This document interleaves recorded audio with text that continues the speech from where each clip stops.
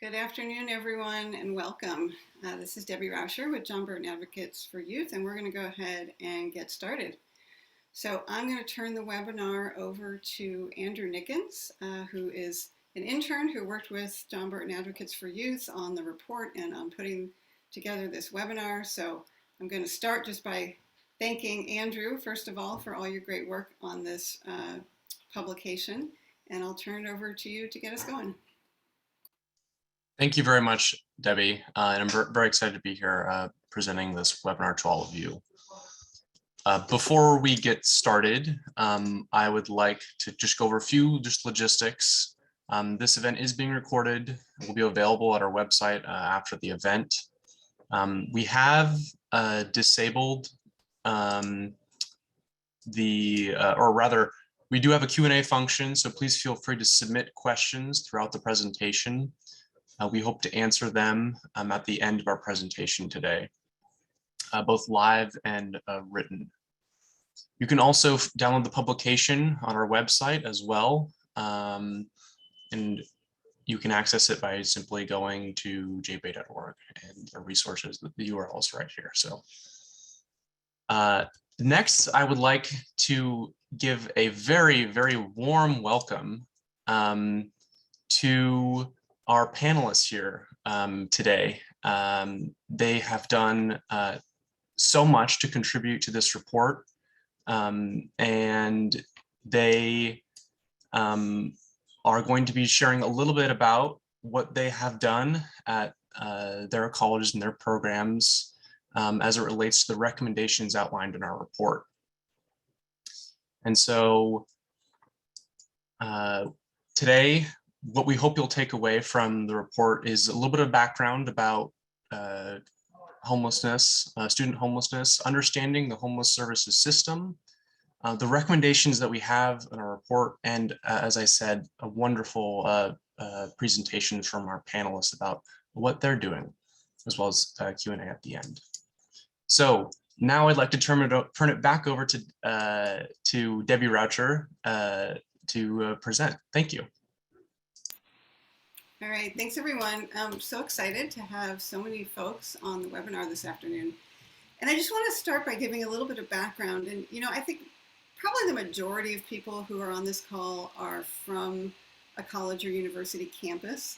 And the publication was really written with that target audience in mind. But I know we do also have folks from continuums of care, which is a term we're going to define in a minute if you're not familiar with it. As well as homeless service providers. So we want to welcome all of you.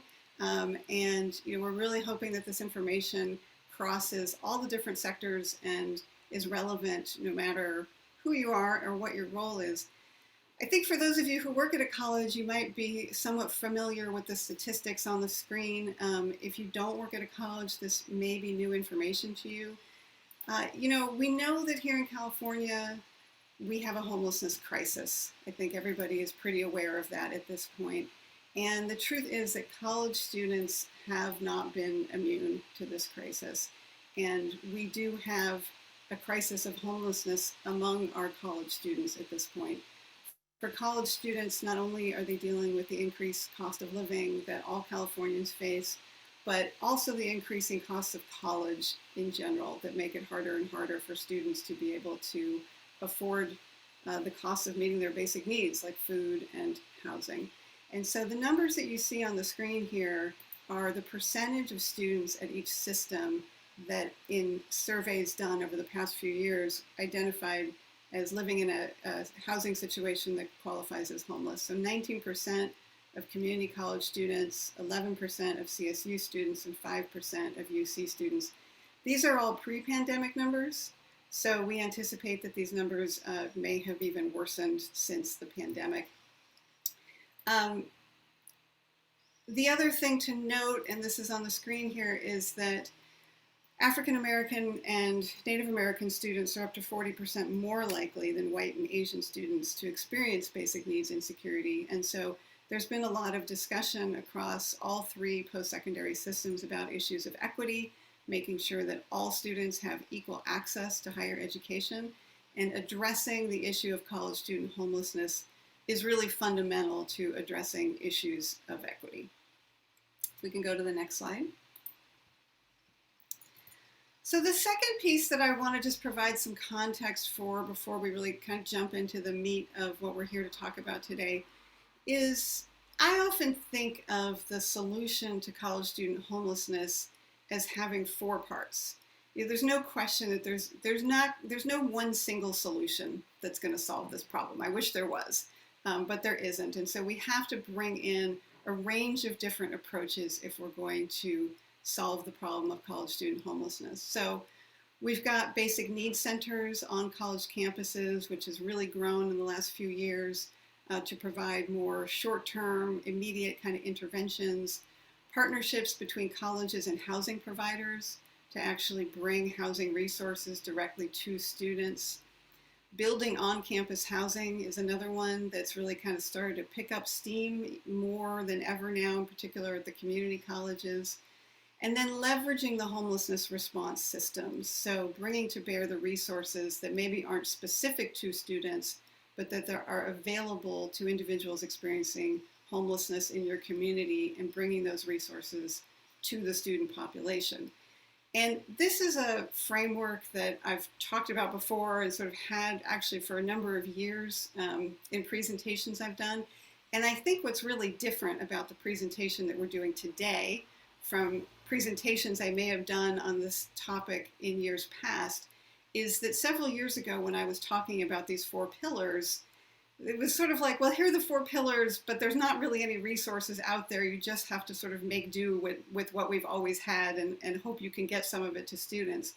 That's completely changed in the last few years. So basic needs centers at community colleges and both of the university systems now have ongoing permanent funding, plus the community colleges have $100 million one-time funding last year.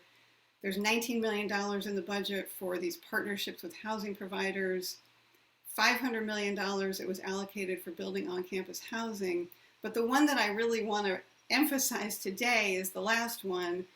All those ones above are in the millions. That last one has a B, not an M. So between all of the different housing and homelessness programs that the state has funded in the last 3 or 4 years, we're looking at $5.2 billion in new investments into homeless services. And so this is why we're really emphasizing this point of colleges need to be partnering with your homeless services system now more than ever before, because there is money, there's real money in the billions of dollars that is coming through these systems right now. And that might not last forever. We don't know how long it's going to last, but now is the time. And so that is why we're so excited to be offering this webinar today in this particular moment.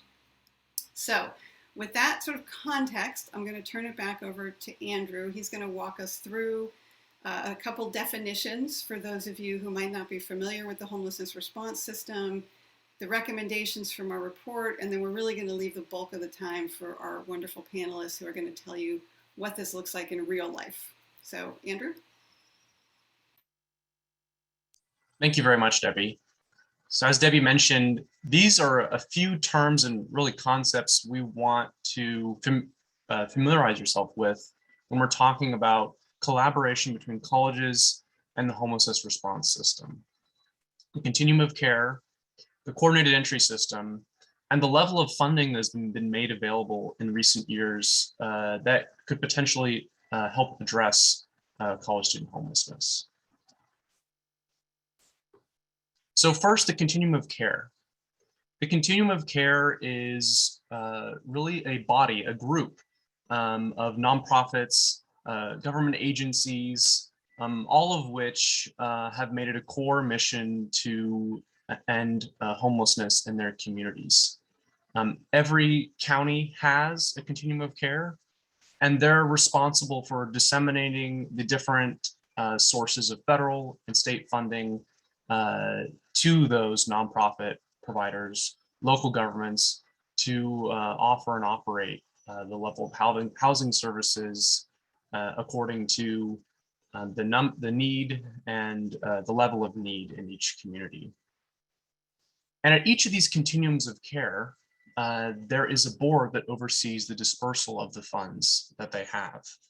It presents a unique opportunity for those who are really interested and passionate about addressing homelessness to have a great say in where that funding goes and how it is used. So this is an important entity to keep in mind as we move through this presentation.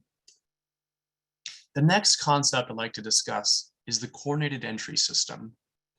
It is a single, streamlined system that is used to evaluate people experiencing homelessness, the level of need that they have, and then identifies the appropriate level of service based on that assessment. It's required in every COC, again, every county, and it helps again, address those who have or struggle with homelessness, and provides housing services based on that need. And it often is required to access a veritable myriad of services in every continuum of care region. Lastly, the last concept I want to familiarize you all with is the Homeless Housing Assistance Prevention Program. This is state funding that, as Debbie has highlighted in her a little bit in her background, that has been provided to continuums of care, counties, and cities over the last 2 years. And as Debbie said, and I'd like to add on to, this is a historic moment in California that presents a unique opportunity.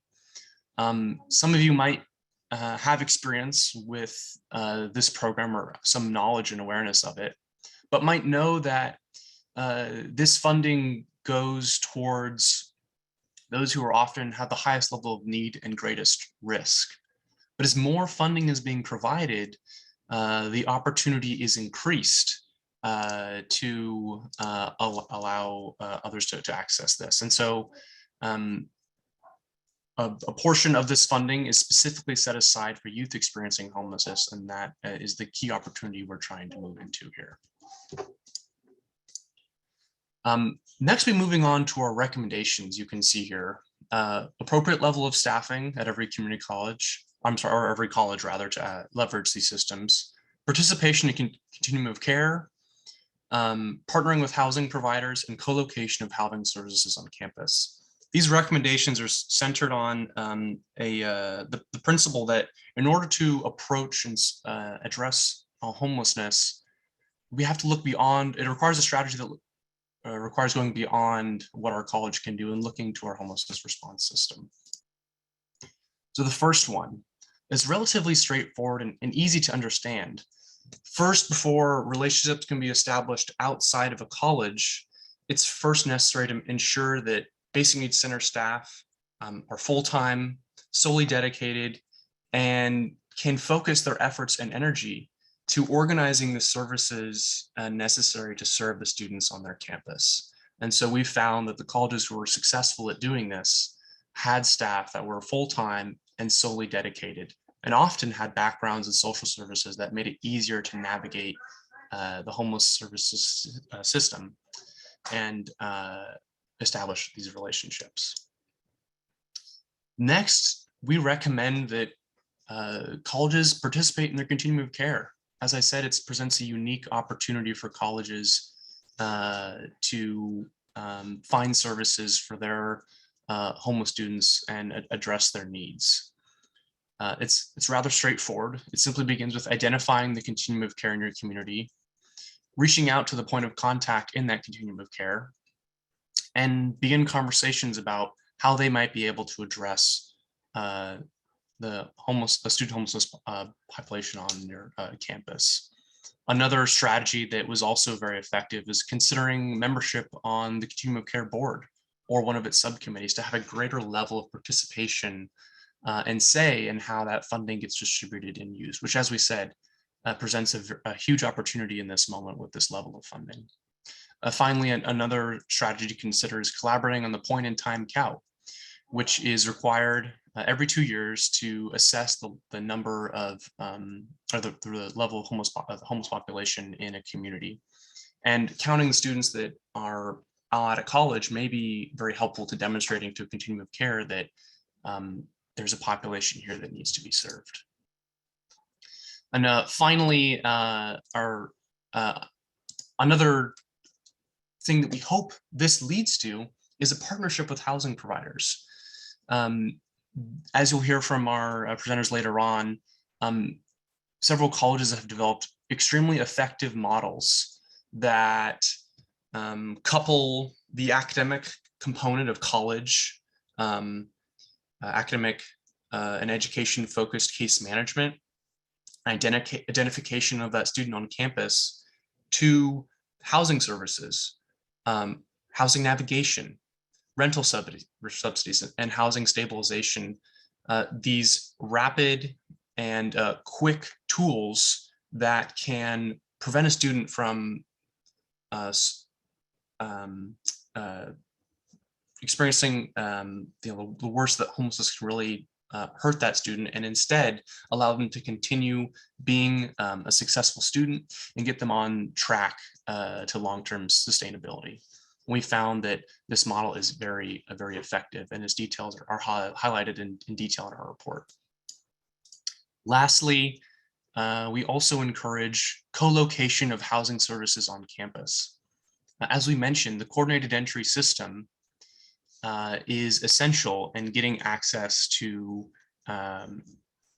housing services, and inviting those coordinated entry providers onto campus, perhaps they come once a week, to meet with students and enter them into the system, can be a very effective tool in ensuring that these students get access to the services they need. And so some colleges that which we've identified in our report have been able to train their staff to actually enter the students into their coordinated entry system themselves and become a coordinated entry site. Both are effective tools in ensuring that students with a high level of need can be entered. So at this point, I'm going to transition from recommendations to our, again, wonderful panelists who've contributed so much to this report and this work and have done so much for their students. I'd like to turn it over to Alexis to present. Thank you so much, Andrew, for that overview. So hello, everyone. My name is Alexis. I serve as Associate Dean at Imperial Valley College. And I'd like to focus today on how to create a relationship with your local continuum of care and what that has looked like on our campus. So in our next slide, there's a lot of information, but hopefully you can review it later on. But where did we start? So just for starters, it's just looking at locally when the continuum of care meets, and from there kind of planning it out and saying, okay, if they meet once a month, just getting a team at your college to go out to these meetings and to begin establishing that rapport with the continuum of care members. And every continuum of care meeting will look different, right? Sometimes they'll have topics centered around homelessness, obviously, but they'll have different community members or community services presenting. So just start, the basic thing to do is just to start attending these meetings. And even if it seems like it's not relevant per se to the college at the time that you do choose to attend, just hang on and ensure you kind of become more informed about what the continuum of care is currently focusing on. And then sometimes each continuum of care will have subcommittee meetings, which is in the pink square there, that may be more relevant to education or academics. And so these subcommittee meetings also have different dates that they may meet. And you might be interested in getting involved with their work, depending on if you're an educational institution or if you're a housing provider yourself. And once this is established, you will kind of, get familiar with the COC and also the membership meetings, and may even be encouraged to apply to become a voting member. So the COC usually has different items that they vote on, particularly that pertains to funding, on how to, open certain funding availability. When the continuum of care receives that funding, how is it going to be allocated? How are people going to apply for this funding, and so forth. Another tip that we did at our campus was present to the COC on what services we currently offer. And that's also, it also helps to partner in that way and share what your campus or your organization is currently doing and how you can partner with other COC members. And this is a very neat way to connect with the COC and also to showcase what you're currently doing and also where you're looking to grow. It gets COC members to know your college, to know your campus and your organization and your services. The next step that we did after we started attending meetings and even some subcommittee meetings, we went ahead and joined the COC. They have an application process. Our local COC allows up to 4 members from a partner organization to become voting members. So we went ahead and did that. And then we actively began to participate at events such as Andrew mentioned in previous slides, like the point in time count. So that was an annual event that requires a lot of volunteers. And so we gathered volunteers on our local community college and went ahead and participated in that point in time count because it was something that was going to impact all of the community. The point in time count is really helpful for the COCs because that is how they receive funding and allocation to their particular continuum of care. So as all of this happened, there were funding opportunities that were announced through different funding sources. And some of them were called HEAP, which was the Homeless Emergency Assistance Program, other funding opportunities and grants that were announced through the COC. And the COC also holds a lot of helpful workshops on how to apply, what you need, the criteria, as these funding opportunities were announced. So when some funding opportunities weren't pertinent to our college or we weren't eligible for, but when opportunities became available, we did decide to apply for the HEAP funding and over in the gray. So we were the only college at the time that applied for this funding for diversion services for justice impacted students, as well as services for our youth. And we were awarded close to $500,000. Obviously the funding is different, the allocation is different for every COC, but the practice is just being aware of the funding opportunities and seeing where can you leverage or even partner with other organizations to create programs for students. So obviously we have applied for additional funding for other housing partner projects, and the COC again offers a lot of information on different programs, services, resources, and grant opportunities. Sometimes in our own communities, we run into the issue where it's like everything's on a website. Sometimes the website's not updated, but attending the COC meetings regularly really keeps you in the know of what's going on in your community. And it really connects you very closely with other service providers and also specifically those funding opportunities that will help you leverage a lot of the services that you would like to create on your campus. It is important to note that not necessarily, you don't need to be a member of the COC to apply for this grant funding opportunity, but it does help because of all the support you receive and the information beforehand. And it's just highly recommended to have a team on your campus that could regularly attend meetings. If you can't attend them yourself, send someone on your behalf and just have regular representation of your campus or organization at these meetings. Next slide, please. So particularly how to get started, obviously, I just mentioned attend the meetings, get familiar when they take place. And then from there on our campus, like how do we get started, or if we've already started, obviously data is always a good place to start, trying to identify how many students on our campus are experiencing barriers to basic needs, gathering rosters, reaching out to special programs. And in the pink is even before you go out to your COC, identify a support team on your own campus of people that are strategic stakeholders that can expand basic needs efforts. So your voice, right? At every level, staff, faculty, administrators, community partners. And once you have a core team of people that will help you advance this work, it'll be much easier to apply for these funding opportunities and so forth. And from there, as you have your team members gather, as you have your data and you're attending these meetings and you're a part of the COC, that'll help you draft a plan of what services can look like on your campus and potentially connect through your COC to other nonprofits and service providers. And once you have all this kind of like in order, and it doesn't have to be in this particular order, but once you've gotten started, it's also important through the process to create buy-in in your own campus community or your organization. and also host informational sessions for everyone that will be involved. So that way you might get even more people interested in the work and volunteer in what you're already doing. And the steps I'm talking about, it's really clearly what happened on our campus. We did start like really limited in resources. We started with like, oh, there's nothing. Oh my gosh, you know, the services are already kind of there, but they're not on our campus. How do we get there?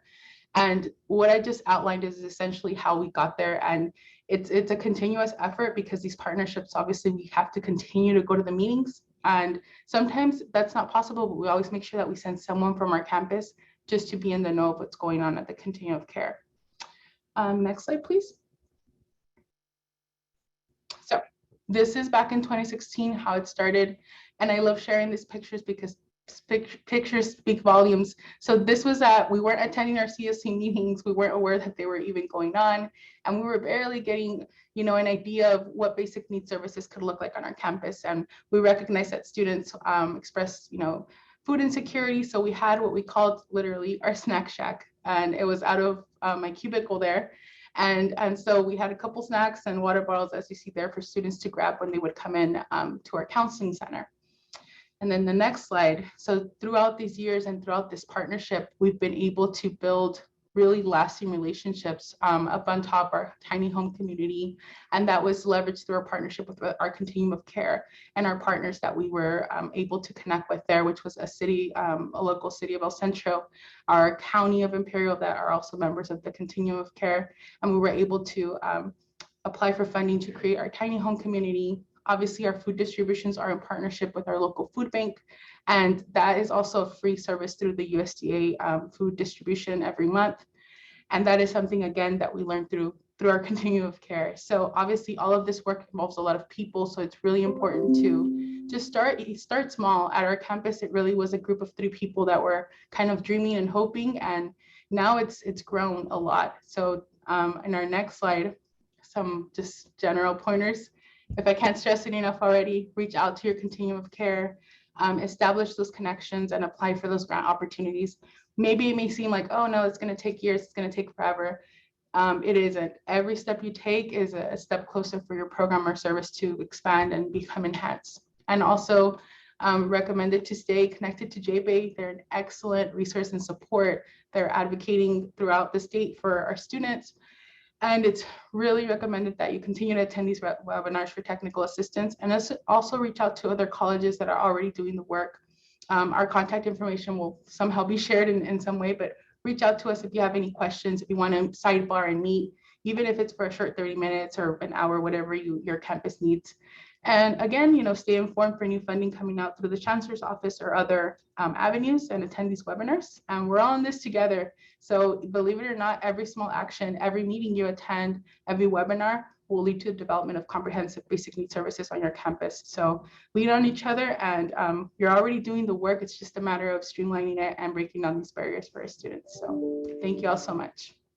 And now I am going to go ahead in the next slide and turn it over to our partners over at Long Beach City College. All right, thank you, Alexis. I have to say I appreciate the pictures also, because I think it highlights, right? It's not always how we start, but the most important thing is just that we start. First and foremost, I would have to thank the creator and our ancestors who have made it all possible for us to be here. And thank you to JBay for their great work and the invitation to allow us to share our experiences. My name is Justin Mendez. I'm the manager of our Basic Needs program, and I'm going to pass it to Dianca to get our presentation started. Hi, everyone. My name is Dianca Lohe, and I am the Basic Needs Coordinator here at Long Beach City College. So when I first started my position here at LBCC, I came with a background in homeless services and also had the experience of working as a research assistant on the CSU system-wide study of basic needs from 2017 to 2019. So I had a pretty solid idea of what needed to happen in order to support our students. One of the most pivotal moments in my journey was when I attended the 2019 Basic Needs Summit, where I signed up for a JBay workshop, much like this one. Shout out to Debbie. It was there that I learned that I could potentially join something called the Continuum of Care, the entity that oversees funding for homeless services, which up until then had really just been an abstract idea to me. A great starting point for your own research is a book called Addressing Homelessness and Housing Insecurity in Higher Education, Strategies for Educational Leaders. This book offers a research-based practical guide to creating and implementing a plan of action to address homelessness and housing insecurity on your campus. I highly recommend everyone working in basic needs read this. In order to build a basic needs program on campus, I knew we needed to get familiar with community leaders, local housing agencies, philanthropic groups, faith-based agencies, as well as all of the heavy hitters of homelessness services. So I started attending any and all homeless services meetings going on throughout the city. In order to find out what your city leaders are doing, I recommend checking with your city council as a starting point. Once you start attending public meetings, you will likely identify allies and like-minded individuals, as well as gain a deeper understanding of the scope of the problem and who is making an impact. Cultivate those relationships and learn as much as possible. I started introducing myself at meetings and shared my desire to bring a representative voice to college students experiencing homelessness. And it was at that time I learned of a board seat opening up on the COC. I submitted an application and was welcomed onto the board. Early on, I learned that many decisions were already made as contracts were usually simply renewed and funds earmarked for specific populations were already funneled toward the city's homelessness reduction plans. I also happened to join the COC at the onset of the pandemic, and for a board that only meets quarterly, that in itself was challenging. In general, I felt like students experiencing homelessness were largely discounted by the COC as well as service providers. However, over time, I have come to understand why this is. Next slide, please. In homeless services, individuals are matched with housing opportunities by using a coordinated entry system known as CES. These matches are largely based on a comprehensive survey called the Vulnerability Index Service Prioritization Decision Assistance Tool.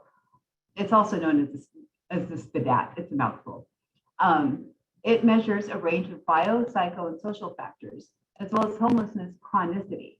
Students in particular may not score high enough or may not feel comfortable enough to fully disclose about their experience, and service providers here in Long Beach are not what we would call student-centered, and the experience of physically going to a CES access site has been reported to be an overwhelming and often negative experience for our students.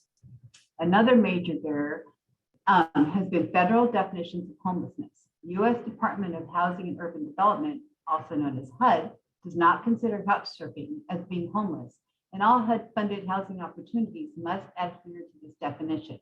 However, in higher education, and interestingly enough, FAFSA, for those 24 and under, couchsurfing is considered as homelessness, according to McKinney-Vento. Older students who are doubled up are often making a last-ditch effort to stay off the streets by couchsurfing and unfortunately fall between the cracks of homeless services. Navigating homeless services is not a simple task. The Long Beach COC is currently interested in expanding its CES, and I have joined a subcommittee, which is in the early stages of examining policies and procedures. LBCC Basic Needs is interested in potentially becoming an assessment site. However, if we do, we may have to offer the service to the community at large, and that's something that we're currently considering. So now I'm going to pass it over to Justin. Thank you, Di. Thank you for all your efforts with the COC and being the initiator of our basic needs housing services at LBCC. I just have a couple minutes and a lot of information, so forgive me if I'm speaking a little fast. So due to Dianca's connections, we were able to meet with the Long Beach's Director of Homeless Services Administration to start a discussion about LBCC becoming an assessment site for CES.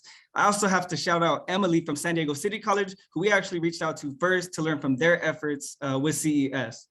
And when we started the conversation with Long Beach City, it was a positive one and they liked the idea. But while we wanted to access CES for our students, the city wanted us to provide the services and access for all of the residents, like Dianca mentioned. At that time, it was just Di and myself as our basic needs staff. And we already had around 200 students each semester identifying themselves as homeless, in addition to about another 800 that request rental and utility assistance. Our goal at this point is to utilize our data and through our involvement in the COC, advocate that by focusing our efforts on serving our student population, with direct CES access, we will still be making a significant impact that supports our city's COC efforts. Ultimately, we hope to receive the training to get our students connected with the long-term housing opportunities through CES and to access those HEAP and HAP funds to help build our capacity and expand our reach. Of course, until then, we will continue to build on our housing assistance network with available community and campus resources. Slide, please. We currently have over 8 different community and nonprofit organizations that we refer students to that experience literal homelessness. With our partners that provide bridge housing or that we provide funding for, we establish memorandum of understandings for clear expectations of the partnerships on both the campus and the housing provider side. The MOU process is also a negotiation with the partners. And I want to remind and encourage everyone attending and getting ready to embark on these negotiations that we as basic needs staff are advocates for our students. It's up to us to identify the gaps and maximize the services and resources that our students are able to receive. In order to do that, of course, it starts with identifying the demographics and the needs of those experiencing basic needs and securities on your campus. For LBCC and many of our community colleges, we have high proportion of students with dependents experiencing housing insecurities and non-traditional students over the age of 25, while many housing providers focus on independent and transition age youth, often due to their own funding sources. Another hot discussion topic with MOUs is about academic eligibility, such as requiring a minimum number of units enrolled or a minimum 2.0 GPA. Now that we as academic institutions are in a strong place to partner with housing first providers and address homelessness, we need to consider our own priorities of providing housing stability first for our students so they can focus on school and improve on their academic achievement, instead of having a prerequisite of students already being high achieving to make our data look pretty for potential donors or campus statistics.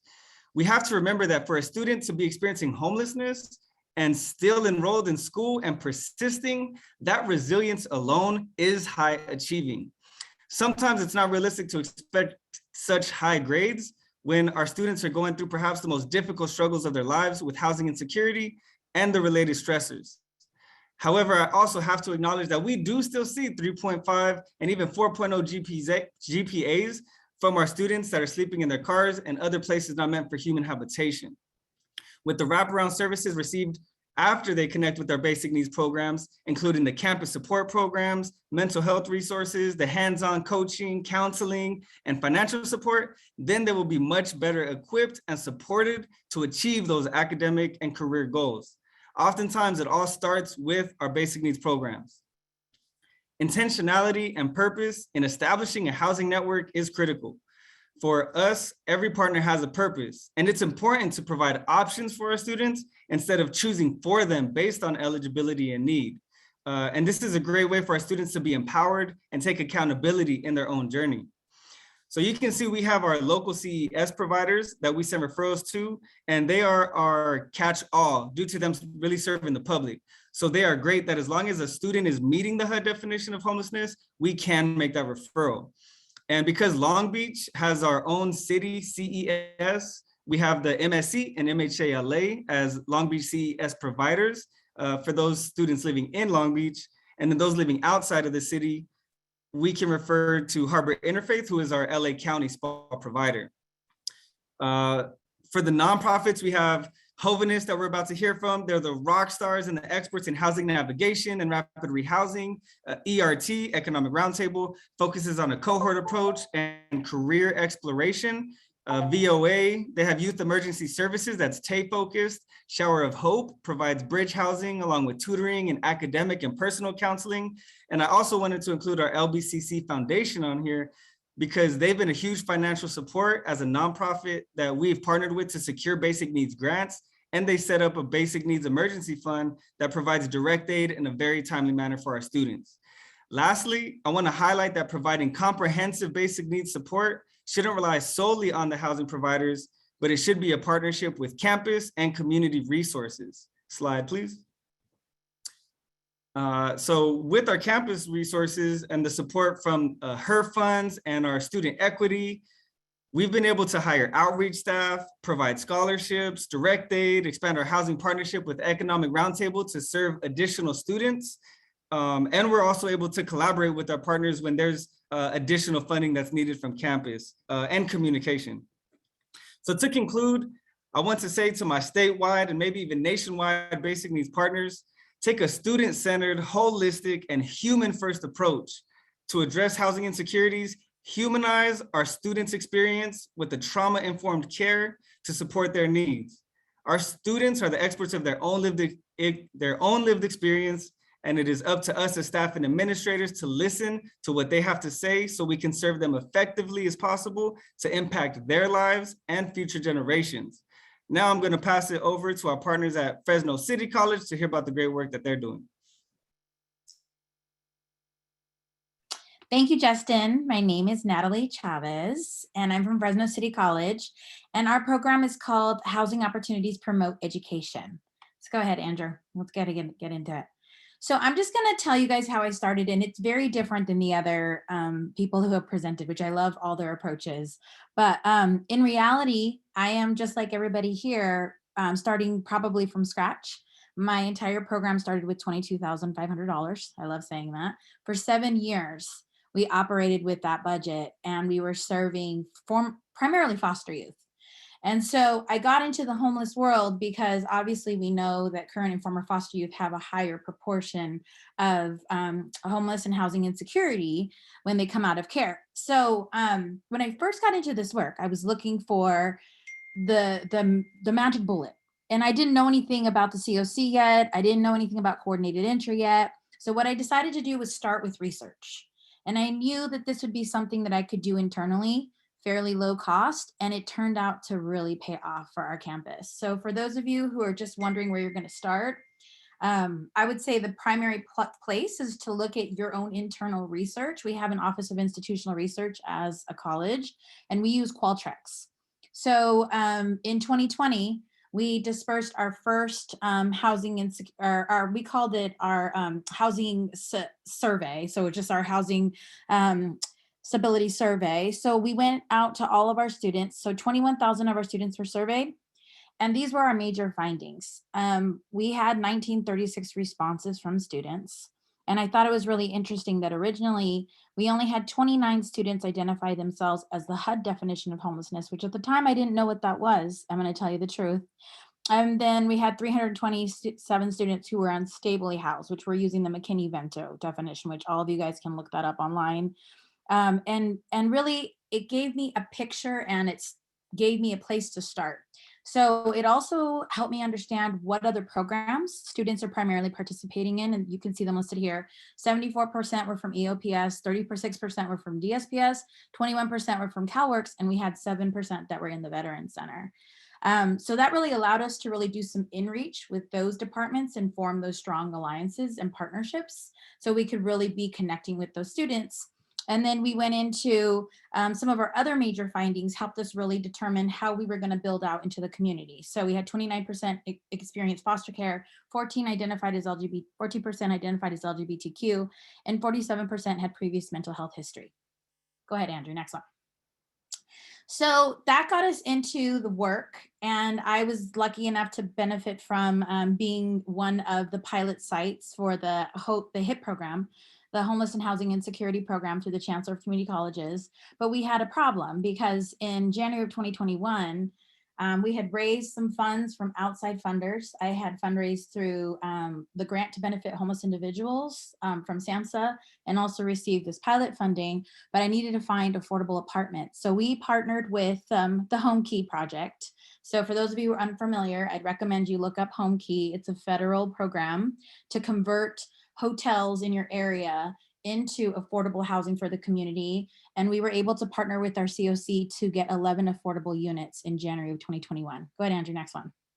That fed into our relationship with the COC and helped us tap into our HAP funding. So from the partnership with the COC and the Home Key Project, the location is called Crossroads, I was asked by the executive director of COC to come together because they were having difficulty reaching 18 to 24-year-olds.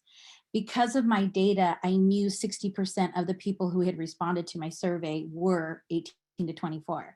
And I was able to present that information to the county, and they wanted to invest $275,000 as a pilot just to see in the first year how that was going to work for us. And now that's going to be sustainable year after year funding for us, support for housing navigation.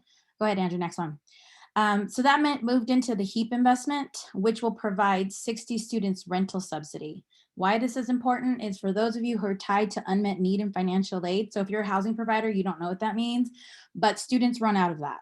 And when you have a student who's living in housing, we can't disrupt their housing because they've lost eligibility for more financial aid because they would be over awarded. So this rental subsidy is coming from HEAP funding through the city of Fresno. So that was an investment that we received because of all of our work so far. And then it moved into the next one, Andrew. We got an investment from THP. This is again from the County of Fresno and the CHC. So transitional housing program, specifically focused on young people coming from foster care and from the juvenile delinquency system. So we increased our housing navigation and supportive services, which moved into our own Home Key project, which we will be awarded any day, we hope. 69 affordable apartments in partnership with the city of Fresno. It'll convert a local motel into affordable housing. And then go ahead and do the last one. It went into the HAP funding proposal that we now have with the city of Fresno, who will be funding a 24-hour year-round emergency shelter, 20 beds. And then they'll also be providing rental subsidy throughout the summer because we determined that we needed that based on our experience and our research. But all of this grew from the relationships that we started to build in the community. Go ahead, next slide, Andrew. So these are our apartments. This is just some pictures of our apartments. So the way we define housing insecurity on our campus, we look at people who are unhoused or unstably housed, and we have the flexibility of those definitions, which makes us very attractive to housing providers, I've learned.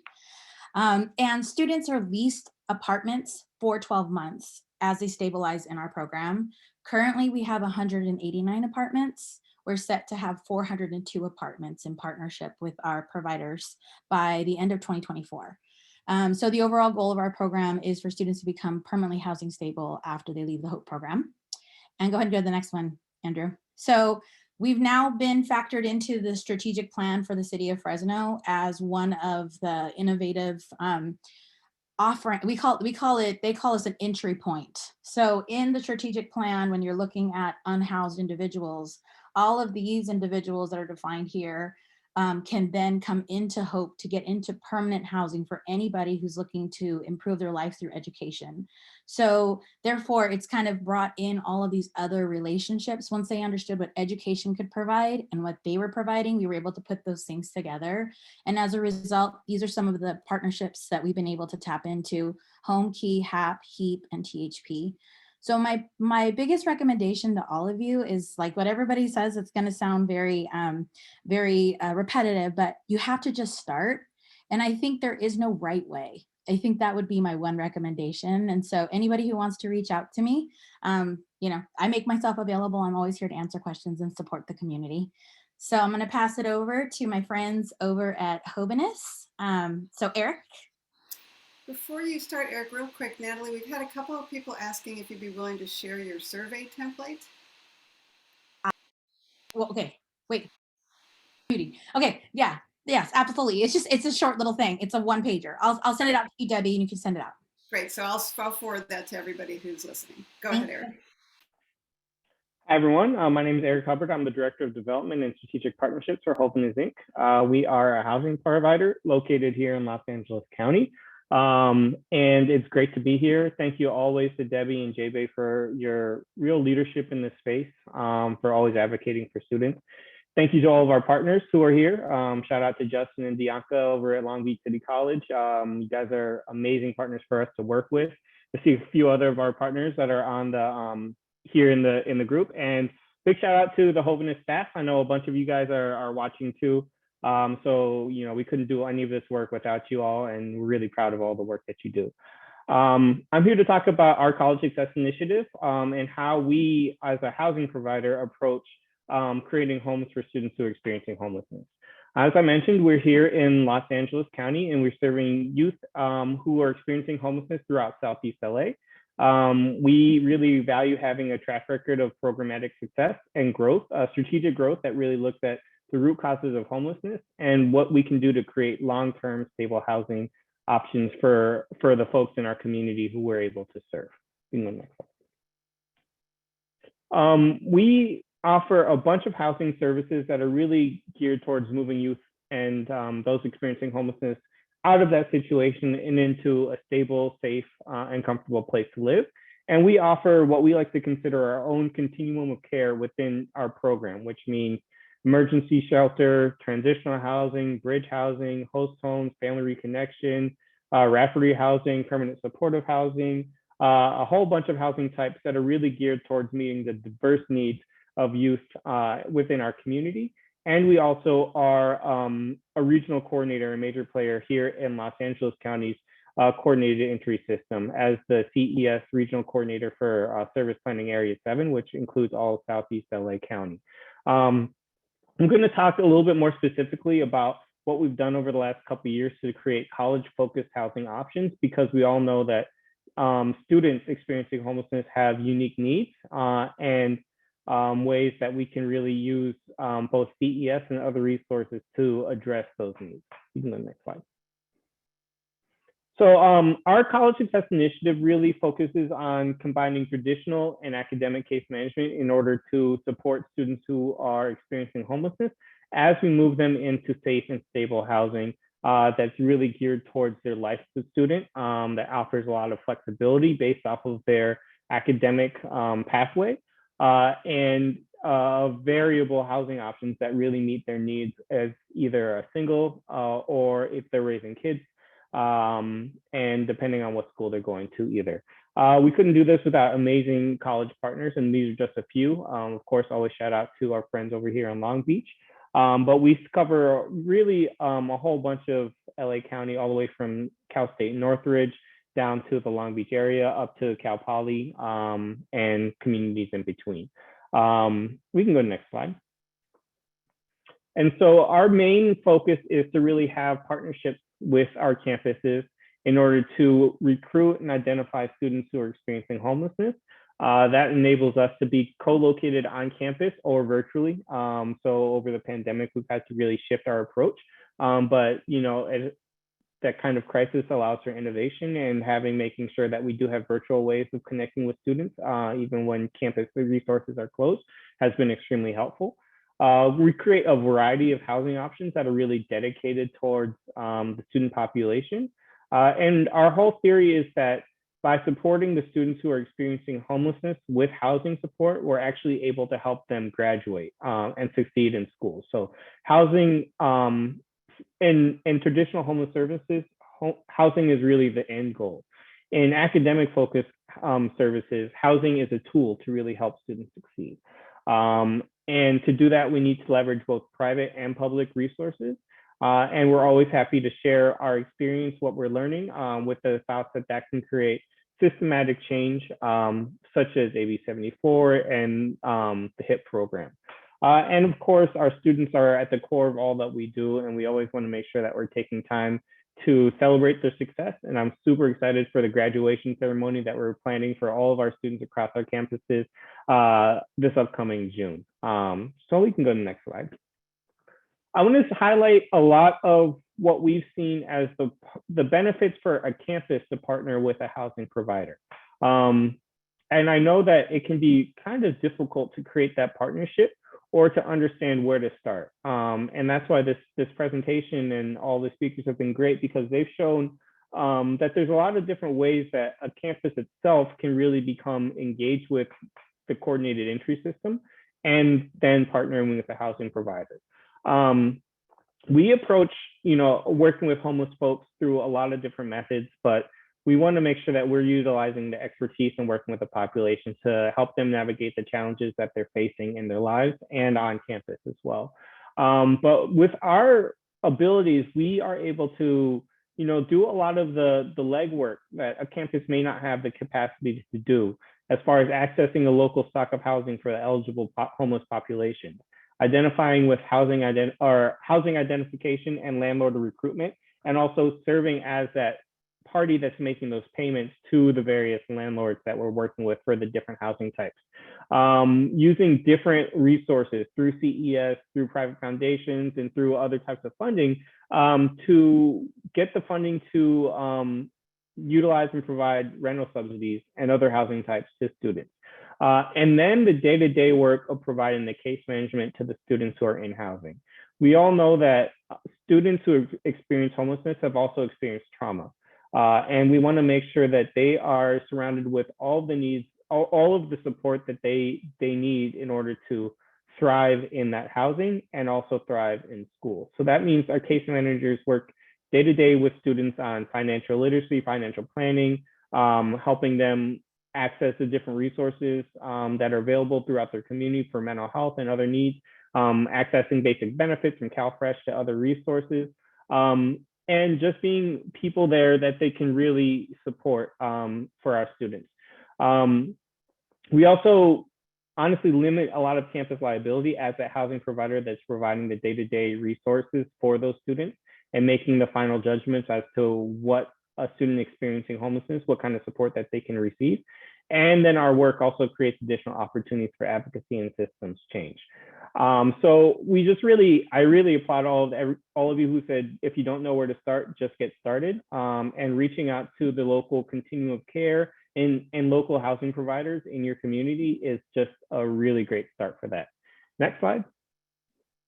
And so I just will briefly touch on some of the different housing options that we provide. First one is college-focused rapid rehousing, which is using a rental subsidy to help a student move into their own apartment where they can take on the cost of the lease, either while they're in school or post-grad. This is one of our initial interventions for students, and we've really seen it work especially well for students who have children. Next slide. College-focused bridge housing is when we master lease an apartment as a housing provider, and we can create shared housing units for students where it brings down the cost of housing for individual students, and it can recreate almost like a dorm-like atmosphere. You're seeing pictures of some of our units in Long Beach and the Village at Cerritos College, which is California's first really property that's dedicated just exclusively towards students experiencing homelessness, and really big shout out to Cerritos College for that innovation and partnership with us. And next slide. And just want to highlight some of what we're doing here in Long Beach with the Vibe Apartments, where we are working with both Cal State Long Beach and LBCC students. We master lease a series of apartment buildings and single family homes here in Long Beach in order to create housing for up to, I believe it's 48 students at a time between the two campuses. We're really able to leverage the resources that each campus is able to provide to create the shared housing and shared community for students. And so it just always is an exciting time to be able to demonstrate that there's no one right approach to addressing student homelessness, but by partnering with a housing provider, we can answer a lot of the questions that campuses may have and be there to support the students on a day-to-day basis. I believe that's the last slide. All right, thanks so much. We just have like 2 minutes left, real quick. I'll send these resources out to folks after the webinar. In particular, we do have a list of continuums of care and contact people on our website so that folks can reach out and get started. We have a minute for like 2 questions. So I'm gonna just, Eric, real quick. One person asked about whether students accessing rapid rehousing have a hard time finding an apartment and how you sort of manage that. Yeah, it can be very tricky to find an apartment, and that's also why it's super important to have various housing types. Bridge housing is a free resource for our students and doesn't require them to go through the whole process of rapid rehousing. It can be used as a temporary stay as we work with them on finding a longer term housing situation. So it can take a couple weeks, it can take a couple months because that process can be very long. And that's why the housing provider should have different types of resources at hand to and able to support students during that process. I want to add, so for you colleges that don't have a nonprofit provider yet, a P3 partnership, and if you don't know what that is, a private public sector partnership is the key. That's what got us access to all of the apartments that we receive through Fresno City. So look up P3 partnership, find a local developer, they'll work with you as a college. Great. And Natalie, for students in programs, do they have to have a minimum GPA to participate? No minimum GPA required, but they do need to have 9 units of enrollment. So they have to maintain a 2.0 while they're living in housing, but we have no minimum GPA to enter housing because we recognize the challenges of an unhoused individual. Great. So the last question I'm going to actually answer, which is actually the first question that came in, which was how can basic needs staff ensure that local homelessness response systems are supportive of college students and their circumstances? And the answer to that is really you all. So I think it was Justin, who, if you're in this kind of role, to be an advocate for your home services systems might not be responsive to this population at first. And so that's why the continuum of care, having the conversations, explaining the population, presenting at their meetings, participating, all of those things is what is going to make your homelessness response system become responsive to this population over time. And so that's really the answer. I wish I had an easier one or a shorter one, but it really is doing that advocacy work community by community to make that happen.